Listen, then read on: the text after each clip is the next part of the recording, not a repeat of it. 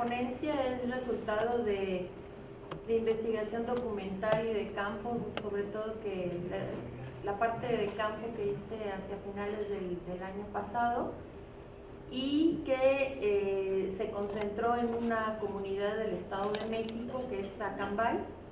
Ahorita voy a dar algunos elementos. El enfoque de esta investigación tiene que ver con los actores sociales y las respuestas de estos a la política alimentaria que ha instrumentado el gobierno en los últimos años, ¿no? Particularmente me refiero a estas expresiones no organizadas de resistencia de las comunidades rurales frente a esa política alimentaria.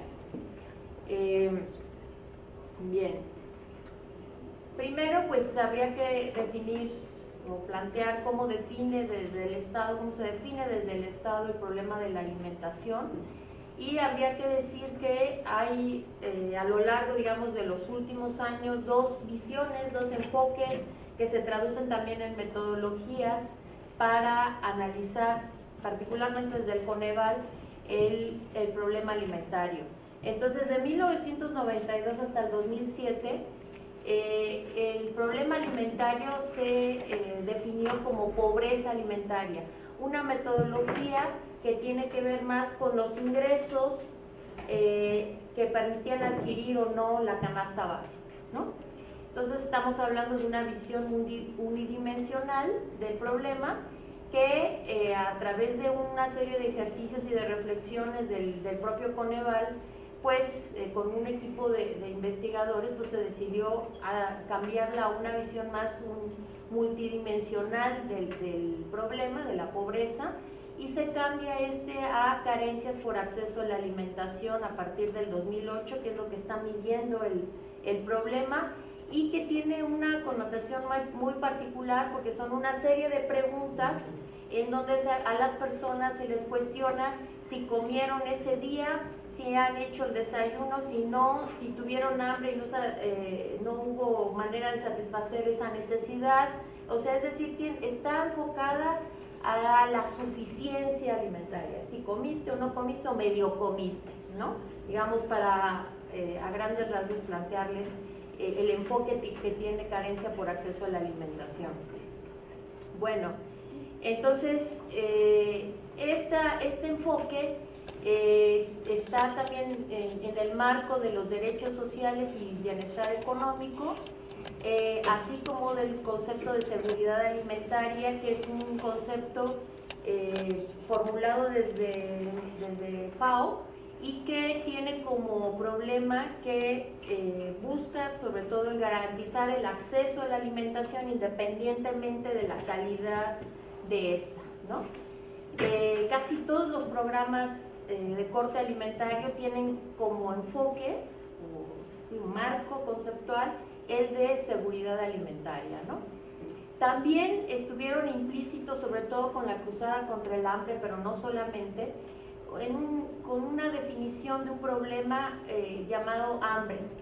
Y pues alguien podría decirlo, pues si no comer, pues podría decirse que es hambre, pero en el análisis del discurso que yo he hecho de todo esto, hay una visión catastrofista del asunto que entonces lleva, digamos, a resolver los problemas de una manera muy asistencial, ¿no? La gente se está muriendo de hambre, pues llévenle despensas, denle comida como sea, ¿no? O sea, ahí hay un problema de cómo se define la cuestión alimentaria llamándola hambre, ¿no? Es una visión entonces catastrofista del asunto.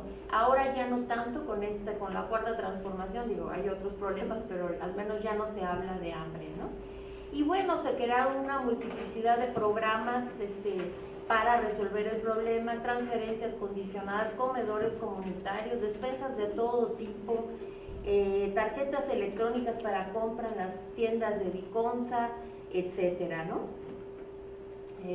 Bueno, para darles una idea, del 2008 al 2018 estoy haciendo un recorrido en 10 años, ¿no? De cómo se midió el problema de carencia por acceso a la alimentación a nivel nacional, y si ustedes se fijan, pues prácticamente se mantiene durante esos 10 años, es decir, hay una variación más bien hacia arriba, ¿no?, del problema. Pero si nos vamos al 2008, que queda en 21.7, al 2018, 10 años después, de 20.4, con la cantidad de recursos asignados para enfrentar el problema, pues podríamos hablar de una política alimentaria fallida, ¿no? Que no lo resolvió nada y que tuvo costos muy altos para el erario, ¿no? En contraparte, por ejemplo, les presento dos programas que fueron muy importantes en esos años. El Prospera pasó en el 2008 de 50,000 millones de pesos a 82,000 en 6 años después. ¿Sí? Entonces estamos hablando, bueno, pues de un incremento en 8 años de más del 70%, para que se den una idea. Y otro de los programas importantes del PAL Prospera, que después se convirtió en PAL Sin Hambre, que eran tarjetas electrónicas para adquirir alimentos en las tiendas de Diconsa, también tuvo un incremento importante en el mismo periodo. Entonces, pues eso choca con la otra gráfica, ¿no?, de que prácticamente el problema se mantuvo, ¿no? Para darles una idea, el programa más reciente, porque estos se eliminaron, o sea, llegó Andrés Manuel y todos estos programas se eliminaron. El que llega a sustituir de alguna manera al Prospera es el Programa Nacional de Becas para el Bienestar Benito Juárez, que está enfocado a los estudiantes, y ese programa tiene más de 50,000 millones de pesos, pero sí muchos de los programas que estaban enfocados a la alimentación se eliminaron, ¿no?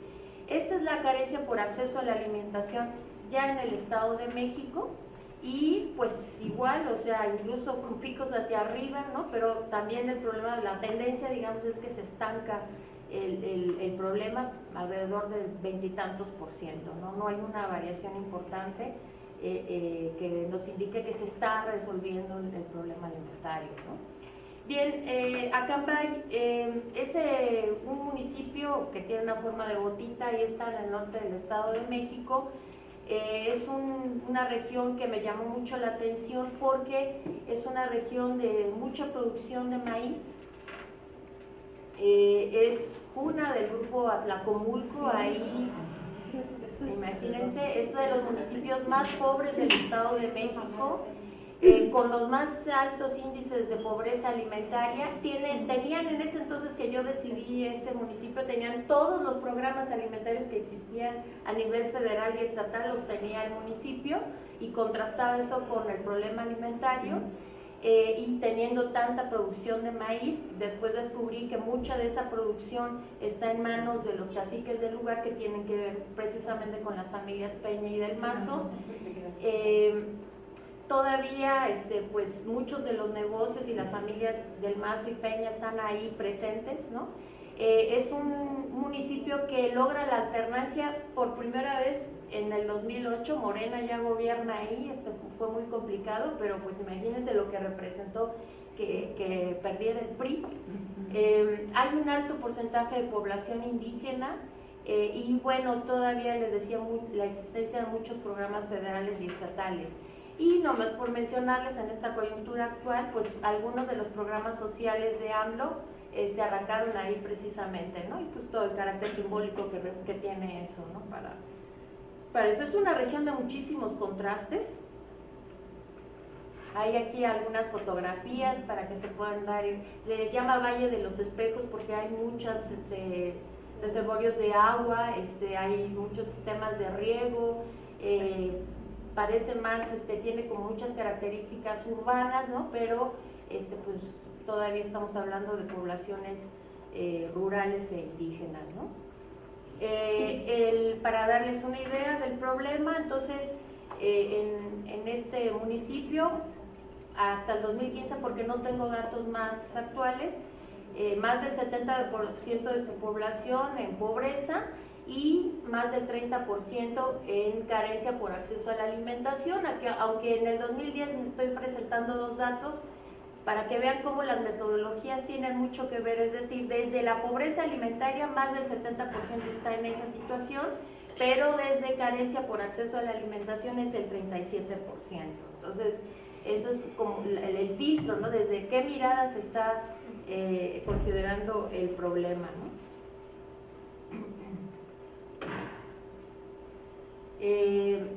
Bueno, los programas alimentarios que había en esa región antes de la cuarta transformación eran, pues bueno, el Prospera, adultos mayores, el programa Pal Sin Hambre, como les decía, y toda serie de despensas que se puedan imaginar, los comedores comunitarios, que es donde yo me concentré en estudiar, el PESA, etcétera, ¿no?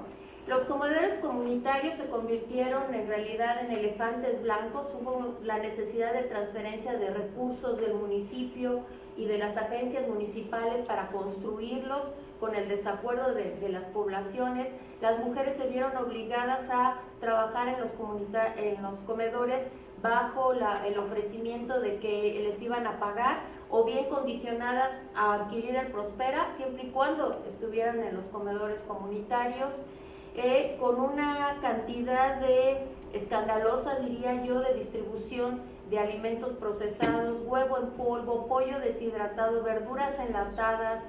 Todo lo que nosotros no comemos ahí se comía en los comedores comunitarios. Un montón de basura que se generó por todo eso.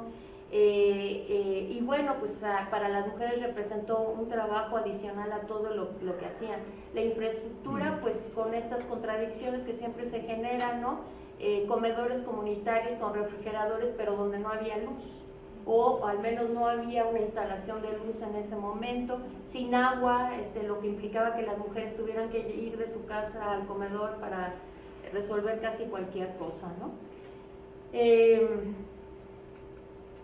Con la cuarta transformación, bueno, los programas se reducen significativamente, aunque bueno, haciendo el balance de que se mantiene el problema alimentario, pues casi podríamos decir, pues de qué servía tener todo ese abanico de programas, ¿no?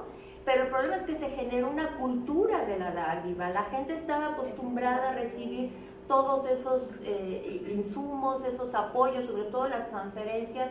Les quedan solamente entonces estas becas para la educación, que por cierto es un recurso que ha generado muchísimos conflictos a nivel intrafamiliar, porque los chavos dicen, es mi beca, la quiero para mí, entonces con la mamá dice, no, pero pues es para comprar alimentos y ellos quieren comprarse el celular. Es decir, una serie de conflictos también ahí. Y bueno, Del Mazo lo que ha hecho es continuar con sus despensas. Lo que sí puedo decir es que el contenido de las despensas cambió significativamente. Sí redujeron los azúcares y otros como salchichas de pescado que terminaban dándosela a los perros porque eran una cosa espantosa. Mejoró bastante el contenido de las despensas, pero pues todo en una política clientelar, por supuesto, ¿no? Y bueno, lo de las tarjetas rosas, que también fue muy difundido, ¿no? El gobierno a nivel federal, tras pues un aumento casi del 100% en el valor de la canasta alimentaria en al menos 10 años, tiene como estrategia el programa de seguridad alimentaria mexicana que se llama Segalmex, que tiene más de 14,000 millones de presupuesto, millones de pesos de presupuesto, y que plantea dos cosas muy básicas, ¿no? Es garantizar el abasto a través de mejores precios en una canasta básica que se ha ampliado de 23 a 40 productos, en el que se incluyen hasta las pilas. Aquí está la lista de todos los 40 productos que se incluyeron, ¿no? Todavía hay muchos enlatados, pero en términos generales me parece que está decente, ¿no? Y la idea es una distribución de esos precios de mejor precio en 27,000 tiendas de abasto. Y la otra política importante es incrementar los precios de garantía a los pequeños productores. Pero la verdad es que tanto en una como en otra se desdeña el autoabasto. O sea, otra vez estamos hablando de la adquisición de alimentos, ¿no? Entonces, me parece que en zonas rurales se le tendría que apostar claramente a la producción de autoabasto. Bueno, como conclusiones para ceñirme a los tiempos, Bueno, hay una clara tendencia en la evolución del problema alimentario, pues sin cambios, ¿no? A pesar del incremento significativo de los recursos asignados. Como les decía, en las zonas rurales me parece que se deja de lado los aspectos culturales de lo que se debe de comer, ¿no? Entonces, pues imagínense huevo en polvo cuando pueden tener gallinas, ¿no? Y así nos podríamos ir, o salsa de tomate enlatada cuando se puede tener un pequeño huerto, etcétera, ¿no? Es una cuestión bien fuerte, ¿no? En ese sentido. El problema es que también hay un enfoque muy nutricionista y cuantitativo, es decir, llenar la panza, alimentarte, no importa de qué, no importa el origen de estos alimentos, ¿no? Eso es lo que está como en este trasfondo. Lo que les decía de la visión catastrofista, garantizar el acceso a la alimentación, incluso en la política actual de la Cuarta Transformación se sigue hablando de seguridad alimentaria, prevalece este marco, ¿no? Por otro lado, ya para concluir, bueno, todos estos programas alimentarios han generado mucha dependencia hacia el Estado y al mercado. Hay un cambio de hábitos alimenticios y de menor calidad de insumos. Las señoras, por ejemplo, en esta región de Acambay, pues sí les gustó mucho el tema del atún enlatado porque les resulta también muy práctico, dado que cada vez tienen más actividades que resolver, ¿no? Lo que les decía de las tensiones a nivel intrafamiliar y comunitario por las transferencias de subsidios, porque también es a qué comunidad le dan, a qué no, bueno, eso se generan esas tensiones, ¿no? Me parece que parte importante de los retos que tendría que ver no solamente con la política de Estado, sino con nosotros como investigadores, cómo romper ya con una cultura de la dádiva que ya tiene muchísimos años, sobre todo en estas regiones de presencia de una cultura priista, ¿no? Asociada fuertemente al clientelismo, cómo reactivar las actividades productivas y romper con el asistencialismo, ¿no? Y cómo recuperar el autoabasto alimentario. Añadiría que en este enfoque que traté de analizar, muchas de esas expresiones de resistencia, porque los programas no llegan así linealmente y sin una respuesta de las personas, sino que muchas de las personas lo que hacen es simular.